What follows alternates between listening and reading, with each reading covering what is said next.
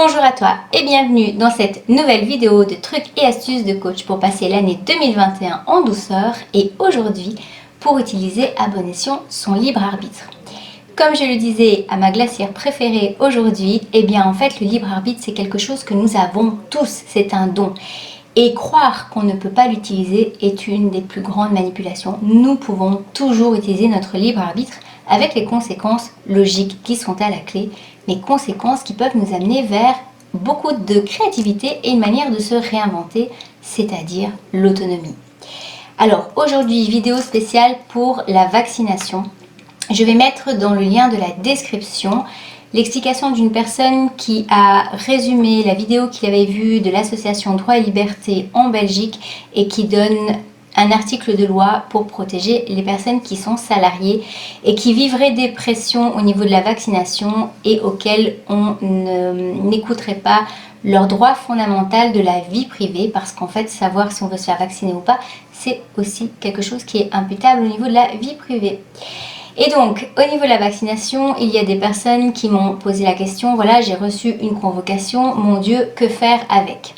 J'ai lu sur internet beaucoup de personnes dans les réseaux sociaux qui disent, oui, il ne faut même pas ouvrir la lettre parce que si vous l'ouvrez, c'est un contrat implicite.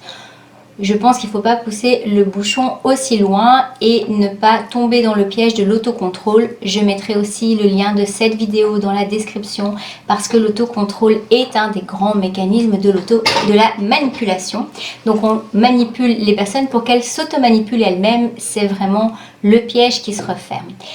Et donc, pour ne pas tomber dans ce piège-là, si vous ouvrez donc votre lettre, que vous voyez qu'il y a une convocation, eh bien, il suffit d'utiliser le mécanisme de défense. Je mettrai aussi les liens de la description de la vidéo qui parle des 6 mécanismes de défense. Le mécanisme de défense, tout simplement, de l'indifférence. Alors, il faut savoir qu'être indifférent, c'est quoi? Eh bien, c'est ne pas répondre, parce que quand on ne répond pas, eh bien, en gros, on n'existe pas. Et surtout, vous ne serez pas fiché dans les banques de données de personnes qui sont contre le vaccin.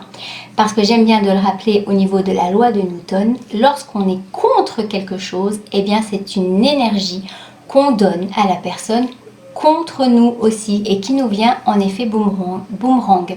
C'est pour ça que être ni pour ni contre, c'est une chose extrêmement importante parce que lorsqu'on est indifférent par rapport à quelque chose, et bien que ça ne nous touche plus, ça veut dire qu'on a gagné un combat. Alors, être indifférent ne veut bien sûr pas dire faire l'autruche. Il faut rappeler que pour l'instant, les convocations, ce sont seulement des moyens de pression et donc dans les mécanismes de défense-domination, et bien dans la domination de ce mécanisme, c'est de l'intimidation et de la pression. Et donc pour l'instant, il n'y a pas de problème à la clé, je dis bien pour l'instant, puisqu'on va arriver vers le fameux chantage du passeport vert. Donc pour l'instant, il n'y a pas de chantage à la clé de ne pas se faire vacciner. Et donc tout simplement, eh bien, de ne pas répondre à cette convocation. Alors, il y a des personnes qui m'ont dit avoir reçu dans la même journée les convocations papier, convocations par mail, SMS et téléphone. Alors il faut savoir que même au niveau de la police, lorsqu'une personne vient vous demander à 3 reprises quelque chose, c'est considéré comme de l'harcèlement. Donc voilà, si vous vous sentez harcelé, c'est que vous l'êtes vraiment. Et ne répondez pas au mail, ne répondez pas à la lettre. Et donc ça, je vais vous mettre tout ce que l'avocat a dit. Vous allez peut-être même pouvoir aller voir directement sur son site Droit et Liberté en Belgique, qui font un super chouette travail d'information.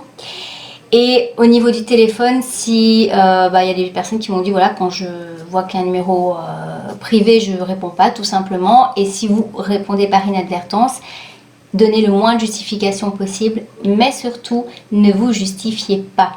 Ça permet, parce qu'en fait, quand on se justifie, on donne l'opportunité à la personne en face de vous trouver des solutions. Donc, vous rentrez dans un engrenage. Donc ça, c'est vraiment à éviter. Mais par contre, ne soyez pas non plus dans le côté frontal. Non, je ne veux pas de vaccin. Et voilà, vous êtes fiché complotiste.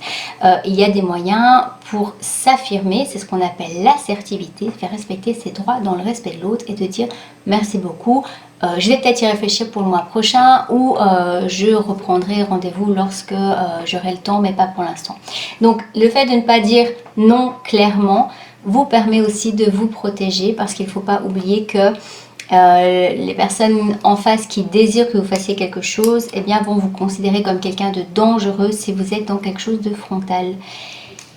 Et donc le fait d'être au milieu justement, ni pour ni contre, eh bien ça vous permet de pouvoir travailler sur ce mécanisme de défense qui est l'indifférence et qui va vous amener à ce que ça ne vous touche plus. Et lorsque quelque chose ne nous touche plus, dans des choses négatives, eh bien c'est que notre combat envers la manipulation est gagné.